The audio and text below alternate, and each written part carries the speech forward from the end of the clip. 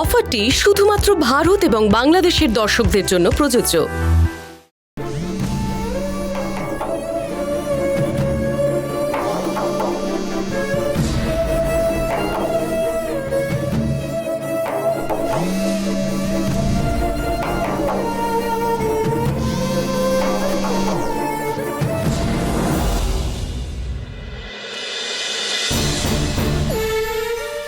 ভুল ভুল ভুল অনেক অনেক বড় ভুল করে ফেলেছি।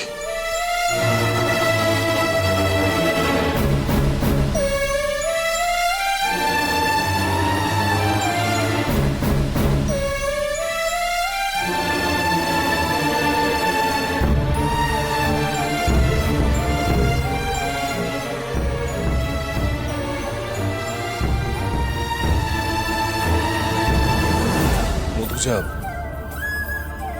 I am extremely sorry. আমি জানি আমি তোমার সাথে যে অন্যায়টা করেছি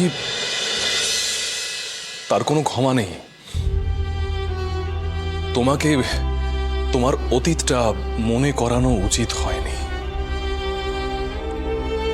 আমি প্রীতির ঘরের সামনে গিয়েছিলাম, আমি দেখলাম যে তুমি বসে আছো, কিন্তু তোমার সাথে কথা বলার মতো সাহস হলো না।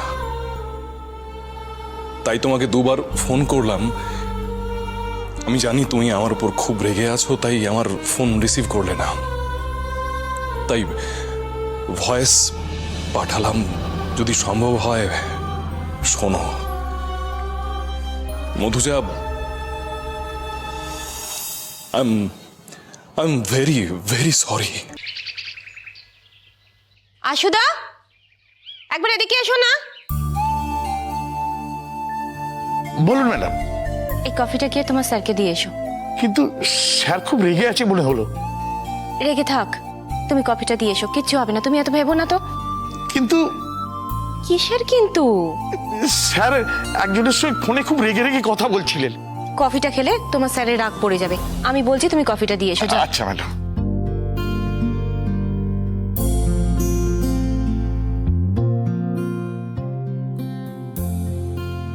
মা, তুমি কি গো? বাবা কালকে রেগে তোমাকে অতগুলো কথা শোনালো, আর তারপরেও তুমি বাবার জন্য আবার কপি পাঠালে? সত্যি তোমাকে আর কিছু বলার নেই। প্রীতি, তোর বাবা যা ইচ্ছে তাই করুক, কিন্তু তোর বাবার জন্য আমার দিক থেকে যে কর্তব্যগুলো করার, আমাকে সেগুলো করে যেতেই হবে। মা, কালকে বাবা তোমাকে আর দিভাইকে বাড়ি ছেড়ে চলে যেতে বলেছিল, তারপরেও তোমার মনে হয় বাবা তোমার হাতের কফি খাবে? এই কফিটাকে ইস্যু করে আবার কোনো একটা ঝামেলা করবে? না না, কিচ্ছু করবে না। ও আমার হাতের কফি খেতে ভীষণ ভালোবাসে, তুই দেখবি ওইটা ইগনোর করতে পারবে না। শিওর? কদিন বাদে তো তোর বিয়ে হবে, তখন তুই দেখিস একটু আধটু মান অভিমান, ঝামেলা, অশান্তি, কথা কাটাকাটি এগুলো লেগেই থাকবে। এভাবে ছোট ছোট করেই মান অভিমানের ওপর প্রলেপ দিতে হয়, বুঝলি? আশুদা, কফিটা নিল? হ্যাঁ ম্যাডাম। কি রে প্রীতি, বলেছিলাম না ও আর কিছু বলবে না। টাকা দিয়েছে আজকে? কই না তো। তার মানে মিসেস মধুজা মৈত্র নিজের দক্ষতায় ম্যাচটা জিতে নিল। আশু,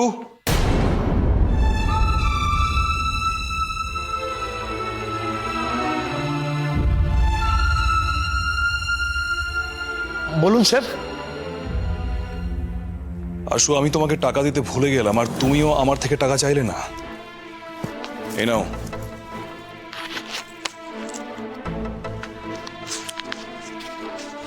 টাকাটা দিয়ে দাও। আর শোনো, টাকা না দিয়ে ওদের কাছ থেকে তুমি কিচ্ছু নেবে না। আশুদা, টাকাটা ফেরত দিয়ে দাও, আর আজ থেকে আমি একটা টাকা পয়সাও আর নেব না।